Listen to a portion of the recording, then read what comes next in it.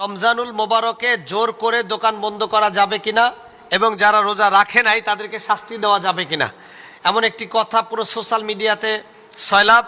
এবং গতকালকে একটি ঘটনাও আমরা জানি, যেখানে একজন ব্যক্তি তিনি রমজানুল মোবারকে একটি দোকানে প্রবেশ করে সেই দোকানে যারা খাবার খাচ্ছিল তাদেরকে বের করে কান ধরে উঠবস করিয়েছে এবং একটি বেতের লাঠি দিয়ে তাদেরকে পিটিয়েছে বা শাসন করার চেষ্টা করেছে। এমন একটি ঘটনা পুরো সোশ্যাল মিডিয়ায় সমালোচনার জন্ম দিয়েছে।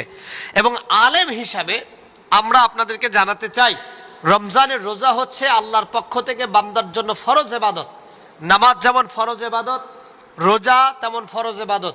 যাকাত যেমন ফরজ ইবাদত, রোজা তেমন ফরজ ইবাদত।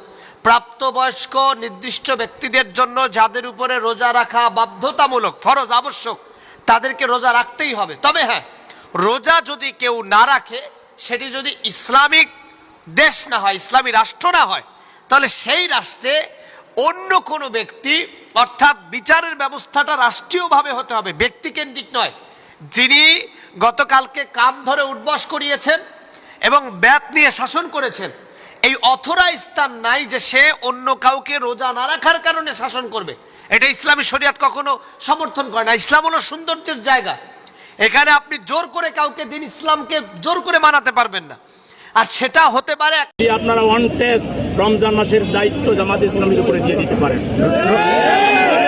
নিয়ন্ত্রণের দায়িত্ব সরকারের কাছে আমরা দাবি করছি, আপনারা না পারলে জামাত শিবিরের হাতে দিয়ে দেন।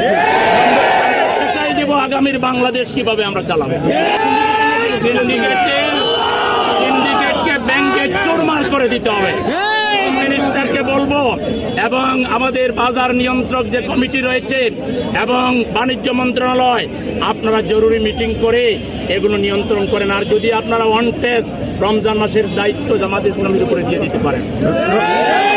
বাজার নিয়ন্ত্রণের দায়িত্ব সরকারের কাছে আমরা দাবি করছি, আপনারা না পারলে জামাত শিবিরের হাতে দিয়ে দেন।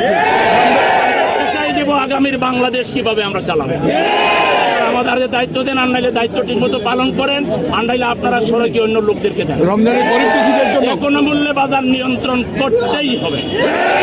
বাংলাদেশের ভোজ্য তেলের কোম্পানিগুলো তেল সরবরাহ বন্ধ করে দিয়েছে, যে কারণে তেলের অস্থির একটি সংকট তৈরি হয়েছে। এই বিষয়ে আপনি কি বলবেন? এবং গরিব দুঃখীদের জন্য আপনাদের তীব্র নিন্দা জানাচ্ছি এবং এটাও সরকারকে দ্রুত খোঁজ নিয়ে এটার বিহিত ব্যবস্থা নিতে আমরা সরকারকে আহ্বান জানাচ্ছি।